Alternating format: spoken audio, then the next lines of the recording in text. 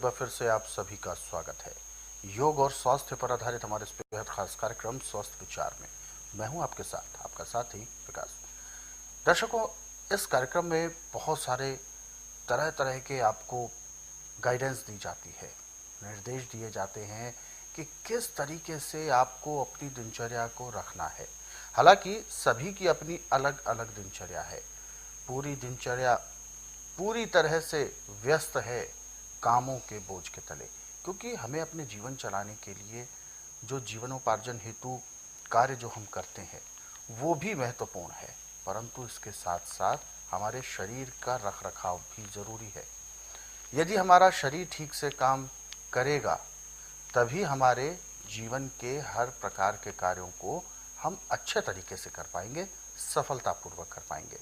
यदि शरीर साथ नहीं देगा तो हर तरीके से विफलताएं हमारे सामने खड़ी होंगी। इसीलिए शरीर को भी समय देना बहुत ज़रूरी है।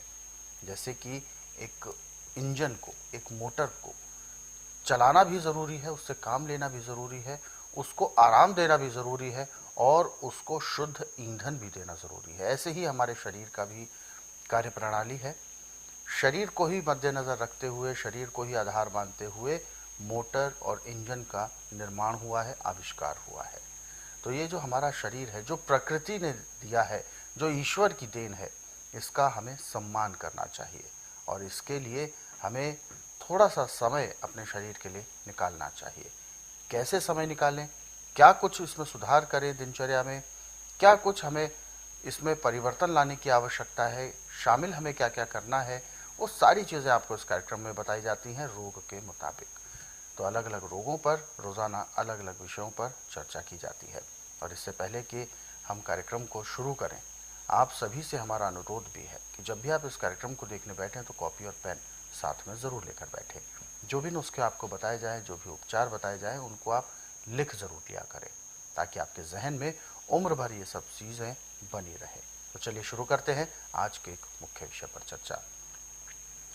गुरु जी, आज के इस अंक में हम एक ऐसे विषय पर बात कर रहे हैं जो हर साल वो बीमारी थोड़ी या ज़्यादा आती ही है, जैसे कहते हैं मलेरिया।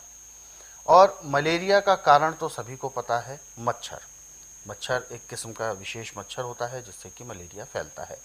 हालांकि ये बीमारी एक दौर में एक महामारी के तौर पर आई थी और अब तो हर साल इसका होता है। सबसे पहले मैं जानना चाहूँगा कि मलेरिया के लक्षण क्या क्या होते हैं, कैसे पहचाने कि मलेरिया है, क्या कुछ होता है इसमें शरीर में बदलाव और इससे नुकसान किस हद तक हो सकता है। देखिए, मलेरिया में बहुत ठंड लगती है और बड़ा तेज बुखार। अच्छा। कपड़ा जितना मर्जी ऊपर उड़ा दे उसकी कम कपी बंद नहीं होती। अच्छा। इतनी ठंड लगती है। और मलेरिया जो है मच्छरों से फैलता है और विषैले कीटाणुओं से फैलता है। अच्छा।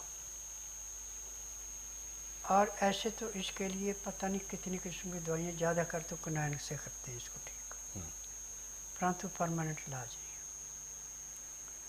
स्वस्थ विचार में इसका परमानेंट इलाज है कि कितना पुराने से पुराना मलेरिया, एक हफ्ते से ज़्यादा टाइम नहीं लगता। सबसे पहले तो मलेरिया के लिए हमें चकोतरा कट्टा ही काफ़ी है। चकोतरे का रस 20 ग्राम सुबह, 20 ग्राम दोपहर को, 20 ग्राम शाम के टाइम लेते हैं, पहले दिन कंट्रोल हो जाता है। अच्छा। अब चकोतरा हर जगह मिलता नहीं, बिल्कुल। वहाँ सांतरा तो मिलता है और चिरैता भी आपको मिल जाएगा, दुकान से ले आएंगे। 50 ग्राम चिरैता ला के आधा लीटर पानी में कूट के उसको उबालें। अब 50 ग्राम का पानी आपके पास रह जाएगा 40 ग्राम, 10 ग्राम सुखाना। अब इसको छान के रख लो। अब इसमें से 10 ग्राम पानी आप चिरैते का लें और 25 ग्राम संतरे का जूस मिला दें, क्योंकि कड़वा होता है, पिया नहीं जाता। जब संतरे का जूस मिलाएंगे तो आपको पीने में थोड़ी राहत मिलेगी। अब चाहे आपका कितना पुराने से पुराना मलेरिया का बुखार है, पहली खुराक उसको कंट्रोल कर लेगी और 4 ही खुराकों में मलेरिया ख़त्म। परंतु ये आपको कम से कम 15 दिन कंटिन्यू लेना है, तो आपका शरीर हमेशा के लिए मलेरिया से मुक्त हो गया। बिल्कुल। और चकोतरे का जो जूस है ये भी एक बारी में 20 ग्राम से ज़्यादा मिले, और 20 ग्राम को पीने में भी आपको कम से कम 10 मिनट लगाने, छोटे छोटे घुट करके इसको पीना। जब ये अंदर पेट में जाता है तो कीटाणुओं को, जैसे कीचड़ में कोई चीज़ फंस जाती है और निकल नहीं सकती, ऐसे कीटाणु वहीं दम घुट के मर जाते हैं। और मलेरिया के रोगी की सबसे बड़ी दुर्दशा ही होती है कि यदि उसके पास दूसरा आदमी नहीं है और उसको ठंड ज़्यादा लगी है तो उसकी टांगें जो हैं वो जाम हो जाती हैं। सीधी है तो नेड़ी नहीं होगी, नेड़ी है तो सीधी नहीं होगी, इतना टांगों पे असर होगा। परंतु जब आप चिरायता और सांतरे का जूस देंगे तो उसमें वो तकलीफ नहीं होगी।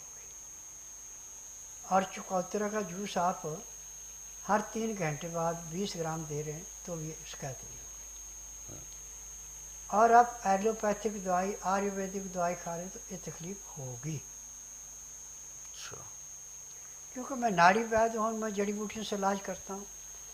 मेरे पास तो वही रोगी आएगा जो सब जगह थक जाएगा। एलोपैथिक में तो हम डॉक्टरों को कुछ नहीं कर सकते, जो फार्मेसी दवाइयाँ बनाती है ये उनकी देन है, क्योंकि उन्होंने किसी रोग की दवाई बनाई नहीं, सिर्फ जो रोग है उस अंग को सुन करने की, जहाँ तकलीफ है उस अंग को सुन करना है। उसका टाइम है 2 घंटे, 4 घंटे, 6 घंटे, ज़्यादा ज़्यादा 8 घंटे। फिर एक बार दवाई स्टार्ट करा दी तो जब तक आप जिएंगे तब तक दवाई खानी पड़ेगी। ये है एलोपैथिक। आयुर्वेद में कुछ समय के लिए रोग दब जाता है, दवाइयाँ नहीं खानी, परंतु दोबारा रोग वैसे का वैसा हो जाता है। स्वस्थ विचार में जो रोग एक बार कट गया तो जब तक आप बद परहेजी नहीं करेंगे, नियम से खाना खाएंगे जो परहेज बताए, तो आपको आखिरी सांस तक कभी कोई रोग नहीं होगा। बिल्कुल। तो जैसा कि गुरुजी आपने बताया कि विषैले जो कीटाणु होते हैं उनकी वजह से भी होता है, फिलहाल हम ये उपचार करेंगे तो उससे हमारा बचाव हो जाता है। दूसरा कारण है मच्छर, जो कि एक बहुत बड़ी समस्या है खासतौर पर भारत जैसे देश में। और इसकी अगर हम बात करें घर के अंदर, क्योंकि हम घर के अंदर अपना बचाव कर सकते हैं, तो घर के अंदर मच्छरों का प्रवेश ना हो पाए या घर के अंदर जो भी मच्छर होते हैं वो स्वतः बाहर हो जाए, क्या कुछ इसके लिए भी उपाय हमें करने चाहिए? देखिए, मूली का सीजन जब होता है तो इसके पत्तों को तो निकाल के फेंक देते हैं। बिल्कुल। इन पत्तों को सुखा करके रख दो,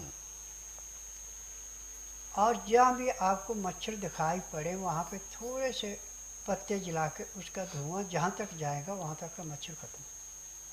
अच्छा, तो धुआं कर लेने से वो मच्छर चले जाते हैं। मूली के पत्तों के धुआं से मच्छर ऐसे समाप्त होता है जैसे कूड़े करकट के ढेर को माचिस की तिल्ली जला के समाप्त करती है। बिल्कुल। और ये नहीं कि मच्छर ही, मक्खी है, ककरोच है, छिपकली है, जो घरेलू कीट होते हैं जो, हाँ, सब नष्ट हो जाते हैं उससे, और उससे बचाव हो जाता है। हाँ। बिल्कुल। तो दर्शकों, ये तो रही बात उपचार की भी और साथ में बचाव की भी। हमें बचाव भी करना है और यदि कोई समस्या हो तो हमें उपचार भी करना है। तो इसीलिए अपने घर को आपने सुरक्षित रखना है। ऐसा हर एक व्यक्ति अगर समझे तो इस तरीके के रोग होंगे ही नहीं। और ख़ास तौर पर ध्यान रखें, जो एक प्रशासन के द्वारा या सरकार के द्वारा मुहिम भी चलाई जाती है कि मलेरिया के मच्छर या किसी भी तरीके के मच्छरों को पनपने ना दें, आसपास अपने गंदगी ना रखें, पानी का जल भराव ना रखें, पानी को सड़ने ना दें, और यदि उसमें लार्वा उत्पन्न होते हैं तो उनको मारने के लिए बहुत सारे उपचार भी हैं जो कि समय समय पर आपको बताए जाते हैं। तो ऐसे में ध्यान रखें, घर के अंदर छत पर किसी भी तरीके के जो बर्तन होते हैं, जो वेस्टेज होती है, जो कबाड़ कभी कभी रखा होता है, उसमें पानी ना भर रहा हो। यदि पानी भरने की कोई सामग्री, कोई पात्र आपने रखा है तो उसको समय समय पर खाली करें। घर में स्वच्छता बिल्कुल होनी चाहिए।